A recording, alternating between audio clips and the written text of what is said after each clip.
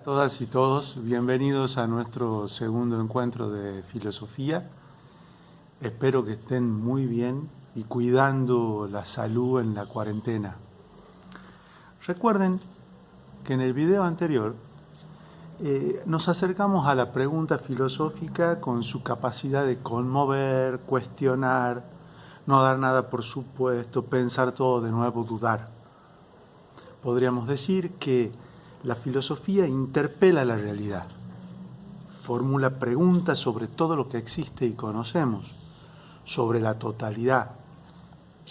Esta capacidad de hacerse preguntas, de cuestionar lo dado, es lo que se denomina problematización. Leyeron en Bertrand Russell, en su libro Problemas de Filosofía, para el hombre que está como dormido, anestesiado, que piensa lo que se piensa, todo tiende a hacerse preciso, definido, obvio. Pero desde el momento que empezamos a filosofar, las cuestiones cotidianas conducen a problemas sumamente complejos. Walter Kohn nos comparte que al pensar filosóficamente perdemos algo de fe en las apariencias, ponemos en cuestión los escenarios, las categorías, las estructuras, ponemos en cuestión los saberes. Ahora bien, en aquel encuentro vimos tan solo algunos ejemplos de problemas filosóficos. Sin el ánimo de ninguna pretensión totalizadora, voy a compartir con ustedes una cita de Esther Díaz, filósofa argentina, que nos ayuda a pensar en la diversidad de los objetos de estudio de la filosofía. Leo muy despacito para que vayas siguiendo. Ella nos dice: la filosofía es siempre pensamiento del presente, aunque se piense desde Aristóteles o desde Nietzsche, y sus objetos de estudio van cambiando según los ritmos históricos culturales. Hay ejes temáticos que se repiten a través de los siglos. Retomamos aquí algunos componentes fundamentales que se repiten a través de los siglos y algunos muy actuales.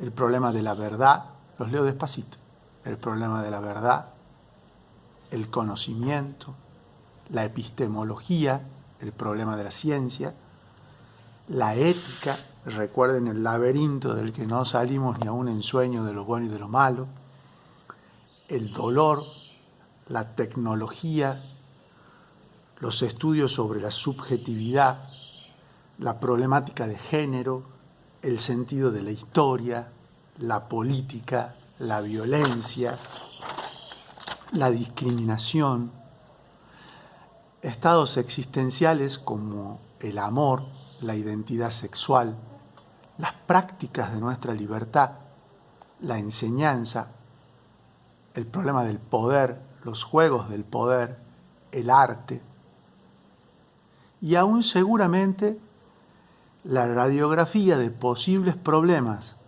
para abordar en la filosofía está incompleta. Pero antes de emprender el camino de reflexión crítica por cualquiera de estos senderos, he querido llamar nuestra conversación de hoy contra todo dogmatismo. Contra todo dogmatismo. ¿Por qué? Y aquí retomo una cita que varios eligieron. La filosofía, aunque incapaz de decirnos con certeza cuál es la verdadera respuesta a las dudas que suscita, es capaz de sugerir diversas posibilidades que amplían nuestro pensamiento, que abren nuestra mente a nuevas oportunidades e ideas, que pueden transformar nuestro modo de pensar y lo que somos. Pero es condición de posibilidad para abrirse, es condición de posibilidad para abrirse a diversas posibilidades del pensamiento, para poder contrastar posiciones, para poder analizar el conflicto de interpretaciones que surgen ante distintos problemas, para ponerse en la huella de pensadores con posturas opuestas, es condición de posibilidad una actitud antidogmática. Qué tremenda descripción hace del dogmático Eduardo Rabosi, ¿no? Una persona en cuya estructura mental existe un conjunto de verdades fundamentales. Ellas son absolutas, indiscutibles, no pueden ser sujetas a críticas racionales.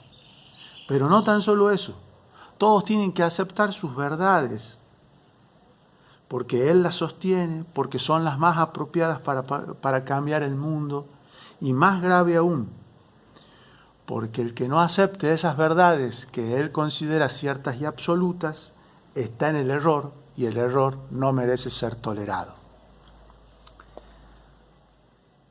No recuerdo más maravillosa descripción que la que hace Foucault cuando les leo, analiza qué es un polemista o un dogmático. Dice, el polemista se aproxima acorazado de privilegios que ostenta de entrada y que nunca acepta poner en cuestión. Posee por principio los derechos que le autorizan a la guerra y que hacen de esta una empresa justa. No tiene ante él un interlocutor en la búsqueda de la verdad, sino un adversario. El que no piensa como yo es un enemigo, es culpable, es nocivo, y su existencia constituye una amenaza. Analicemos un poco a Foucault. No puedo acercarme a nuevos pensamientos, usando una metáfora de un estudiante, si no somos capaces de derribar los muros de nuestras propias ideas y abrirnos a nuevas posibilidades, a posibilidades que nos dejan conocer lo nuevo, lo otro, a pensar la diferencia. Es imposible reconocer distintas posiciones si de entrada yo estoy parado en un lugar y no estoy dispuesto a la crítica, no estoy dispuesto a no tener la última palabra. Difícil que el otro tenga derecho a la palabra si de entrada hay temas prohibidos o lecturas que no pueden hacerse. Kant nos enseña en su texto que es la ilustración que hacer filosofía es preguntarse con insistencia por el momento presente. Por eso, para ilustrar esta cuestión, he buscado un ejemplo muy actual en la provincia de Tucumán, en torno precisamente a lo que describía Esther Díaz como problemática de género, discriminación, problemática de las identidades sexuales o las prácticas de la libertad. Aún hoy es muy difícil hablar en Tucumán de educación sexual integral. Existe en nuestro país un gran avance en la ampliación de derechos civiles, Ley Nacional de Identidad de Género, Ley Nacional de Educación Sexual Integral, Ley Nacional de Salud Sexual y Procreación Responsable. Pero sin embargo pareciera que aún hoy en muchas escuelas, hay temas de los que es mejor callar, dejar pasar, no problematizar. ¿Es posible hoy debatir, analizar, problematizar en torno a los nuevos modelos de composición familiar, a los derechos sexuales y los derechos reproductivos, a los métodos anticonceptivos, al reconocimiento y la aceptación de variadas identidades sexuales, al embarazo no intencional en la adolescencia, al crecimiento de abortos realizados en condiciones de seguridad, a la despenalización o la legalización del aborto? Hay programas del ministerio que acompañan, pero esas dificultades para que estos temas se inserten o se discutan no provendrán de actitudes dogmáticas que imposibilitan el diálogo, el contraste de posiciones, para que estos temas se discutan, para que se instalen los debates. No, ¿cómo va a ser posible ante estas actitudes dogmáticas la apertura al conocimiento de diversos modos de pensar? No es justamente la escuela pública, porque es un lugar donde todos los saberes deben estar abiertos al contraste, al cuestionamiento, a la pluralidad de posiciones. Recuerdo con alegría cómo el centro de estudiantes de nuestra escuela el año pasado armó un stand sobre educación sexual integral, o que vio egresar acompañado por toda la comunidad educativa a un estudiante trans. ¿Será posible eso hoy en cualquier escuela de Tucumán?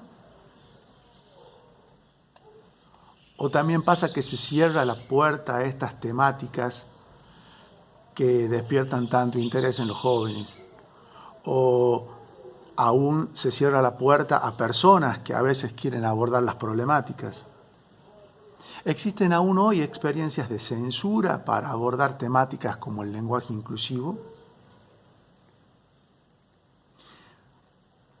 ¿Hay temas cuya sola mención implica borrarlos o censurarlos? ¿Hay todavía comunidades en que muchas singularidades se sienten acalladas o violentadas en su forma de percibirse o vivir el cuerpo? Pero el pensamiento, no nos preocupemos, para ir terminando, es libertad. Sí, libertad. Nos dice Foucault, el pensamiento no es lo que habita una conducta y le da un sentido, es lo que permite tomar distancia y pensar qué somos y cómo somos en un momento histórico. Tomar distancia y darnos como objeto de pensamiento y convertir en problema aquello que hacemos. Esa libertad que ante cualquier dogmatismo podrá seguir resistiendo, no estar convencido, percibir y analizar contradicciones, tener necesidad de información y aceptar siempre el diálogo y el debate. Nos vemos en nuestro próximo encuentro para seguir pensando y haciendo filosofía.